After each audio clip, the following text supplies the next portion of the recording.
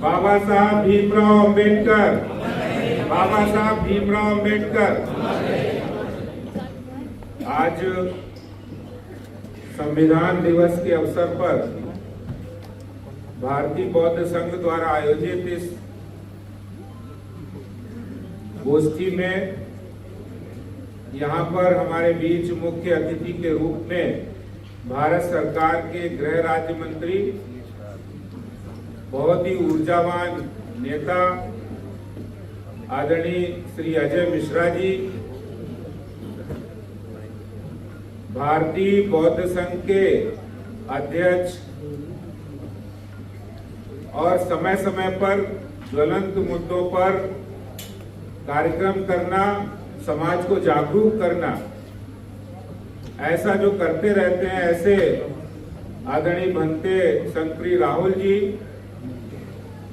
Bharatiya Janata party के वरिष्ठ नेता और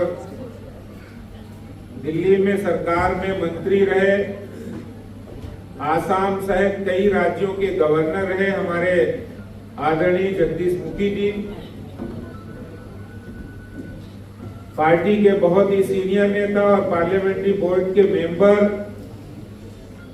भारत सरकार में केंद्रीय मंत्री रहे आदरणीय सत्यनारायण जटिया जी, पूर्व सांसद बहन doctor Anita Arya ji, Shri R Joshi ji, doctor Adish C Agarwala ji जो सुप्रीम कोर्ट बार एसोसिएशन के प्रेसिडेंट हैं, जुंजली जी, यहाँ उपस्थित हमारे सभी मंचासीन साथियों और इस सभागार में उपस्थित आदर एवं सम्मान के योग्य साथियों, भाइयों और बहनों और परम श्रद्धेय भंते साधु समाज।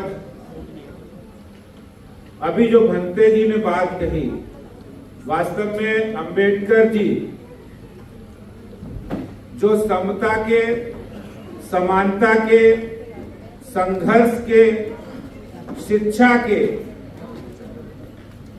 भारत के अंदर आजादी के बाद के प्रणेता रहे हैं, जिन्होंने संविधान के माध्यम से समानता का अधिकार, शिक्षा का अधिकार और मौलिक अधिकार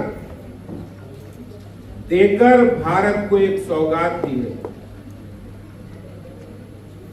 जिस संविधान की मूल भावना भारत की संस्कृति सर्वे भवन्तु सुखिना, सर्वे सन्तु निरामया, सर्वे भद्राणि पश्यन्तु मा कश्चित् दुःखभाग् भवेत्, जो मूल भावना भारत की संस्कृति पर आधारित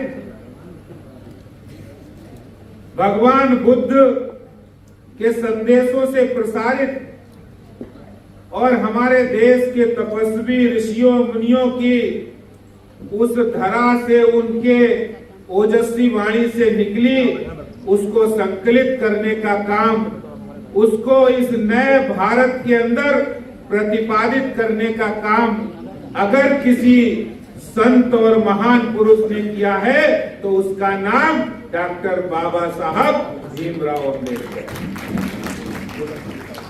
सही कहा भंते जी ने, हमारे लिए सबसे बड़ा अगर कोई ग्रंथ है तो वो भारत का संविधान है, जो भारत के संविधान के सम्मान के लिए आगे आएगा, वो भारत के विकास के लिए भी आगे बढ़ेगा।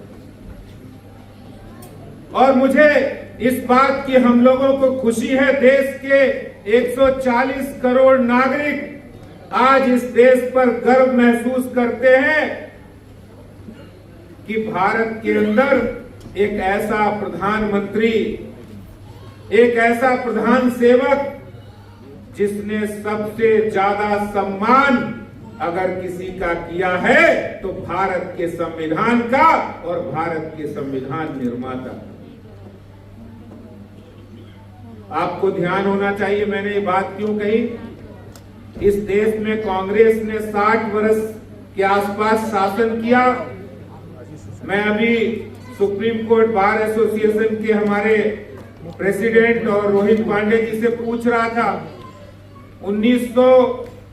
1949 में संविधान सभा ने कानून 26 नवंबर को बना के दिया, जिसको 26 जनवरी 1950 को लागू किया गया।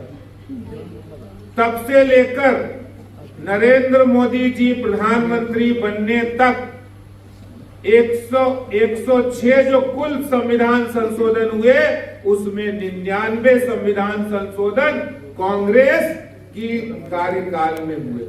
आप सोच सकते हो उनकी धारणा, उनकी संविधान के प्रति सम्मान की भावना। जहां जरूरत पड़ी सरकारें बदल दी, चुनी हुई सरकारें हटा दी, संविधान को ताक पे रख दिया।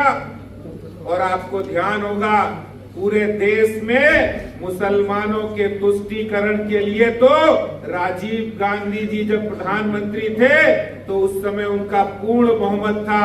उन्होंने शहबानो केस के अंदर उस मजलूम अबला की बात को सुनने से इनकार कर दिया और कट्टरपंथियों के आगे घुटने टेक दिए और संसद में वो कानून बनाया। कांग्रेस ने ये कार्य किया है।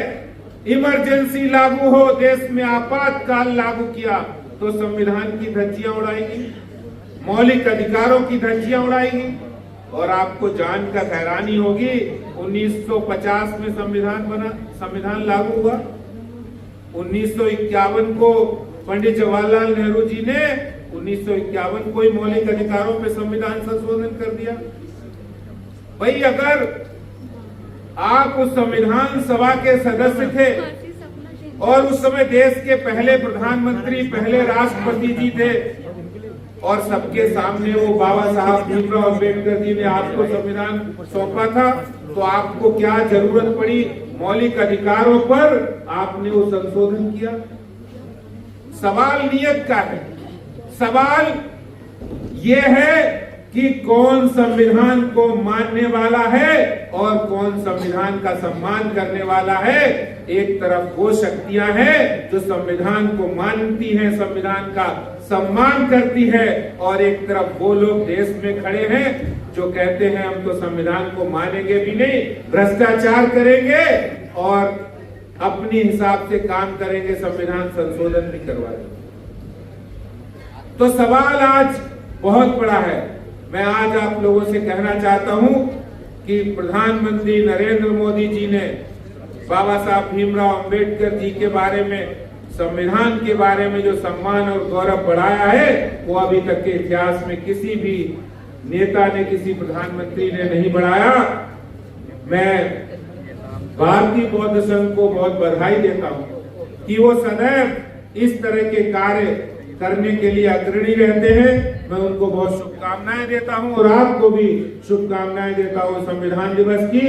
प्रधानमंत्री जी के कारण हम लोग संविधान दिवस मना पा रहे हैं।